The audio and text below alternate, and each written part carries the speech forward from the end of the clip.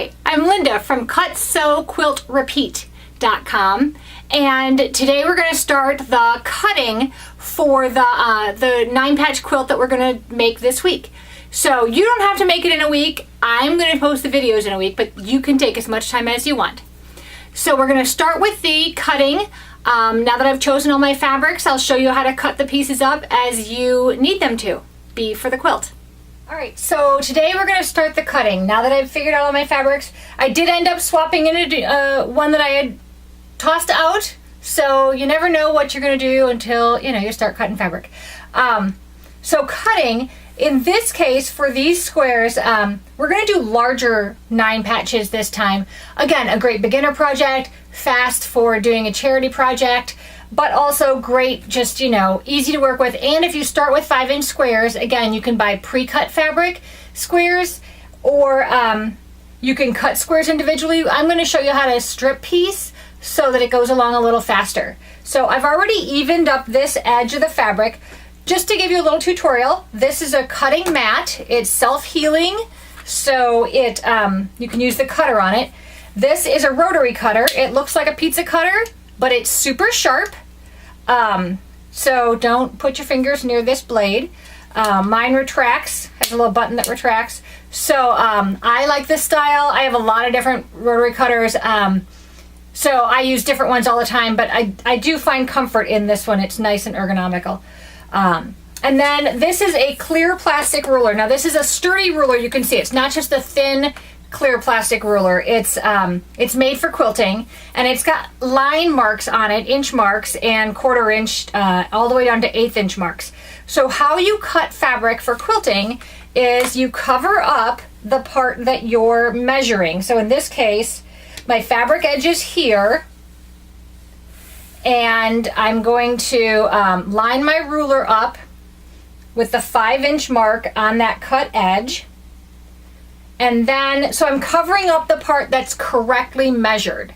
And the reason I do that is, as I'm cutting, if I cut crooked, I'm not cutting into the part that I've already measured out. This I can trim up, but this I would lose that piece. So I'm going to put my blade out. I'm going to hold the ruler. You want to hold it pretty firmly. I like to use my fingertips as opposed to my palm because I feel like it's just more comfortable for me. So I hold down, I cut up until where I'm holding, then I move my hand again securing the ruler, cut a little further, keeping my blade in the fabric, moving my hand up again, and cutting the rest of the way. Now, I did get a little off on that last cut, so I'm just going to trim that up. But I'll want to remember that if I'm cutting another strip from this fabric, that I need to even that up before I cut. Now I did cut 2 layers of fabric at once, and as you can see, these are the 20. This is the 21 portion, or the 20, the half the width of the fabric. Because I'm cutting 5-inch squares, I get the best use of the fabric that way, so I can get 4 squares across if I was cutting squares. In this case, I'm going to show you strip piecing. So we're not going to cut the squares until we sew some things together. But that's basically how you cut your fabric. Now, if you were going to be cutting this up into squares from there, you would trim off the end the same way that you did before. So just, and I'm going to do this super awkwardly because I should be standing over here and cutting this way, but because of the camera, I'm going to just do it this way. I want to make sure I'm using that I'm just trimming off the part that is, in this case, this was a torn edge, so I'm just going to trim that up. Again, much more comfortable to not trim toward you, but in this case. And then I would just measure over here to the 5-inch mark and cut. But again, I'm going to show you how to strip piece, so we're not going to cut these, we're going to leave them in long lengths. Okay, so now I'm cutting my background fabric. Again, I've evened up this end. I'm going to cut 9 strips at 5 inches wide. Then I'm going to cut 6 strips at 14 inches wide. So this 6-inch ruler is going to be a little too small to cut the 14s. I have a bigger ruler, but as you can see, It certainly has a 14-inch line, but it's not wide enough for the fabric. So I can do one of two things.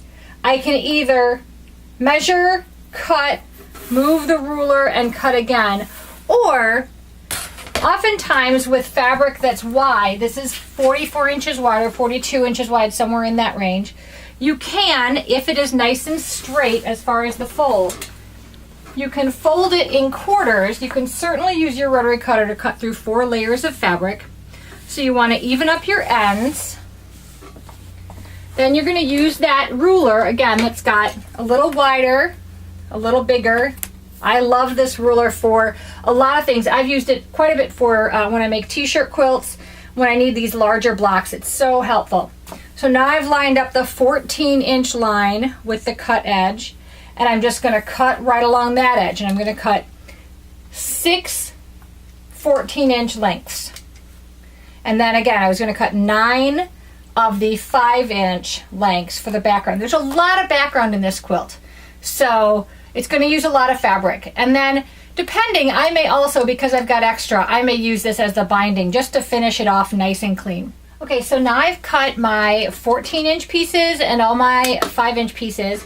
Now I'm going to show you how I'm going to cut these into 14-inch squares, because these are not going to be strip pieced, so we're going to use them as 14-inch squares. So I'm going to even up the ruler on that top edge. Now you want to trim off the selvages of your fabric. That's this little white printed, or sometimes not printed but bound. It's where the fabric is woven and it's much tighter than the rest of the fabric. You don't want to use that in your quilt. So again, I'm going to cut awkwardly for the camera. You would be cutting from this direction, but I'm going to trim off the selvage. Some people actually keep selvages and use them for projects. There's some really cute selvage projects out there. So now I'm going to turn my ruler to 14 inches, line up those edges, line up the top edge, line up this straight cut edge, and cut at 14. And I'm cutting through both layers of fabric. So I've got 2 14-inch squares. And now with the piece of fabric I've got left, I should be able to get a third 14-inch square from the width of the fabric. So here's hoping that turned out right.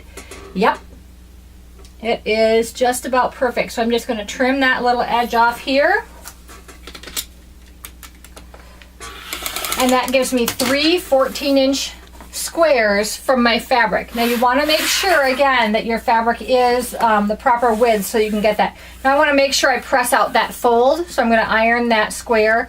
And I did iron all the other fabric ahead of time. I just didn't iron the yardage. I just bought it off the bolt so it wasn't too wrinkly, as opposed to the stuff that's been sitting in bins. So in the end, I'm going to cut 17 of the 14-inch squares in the background.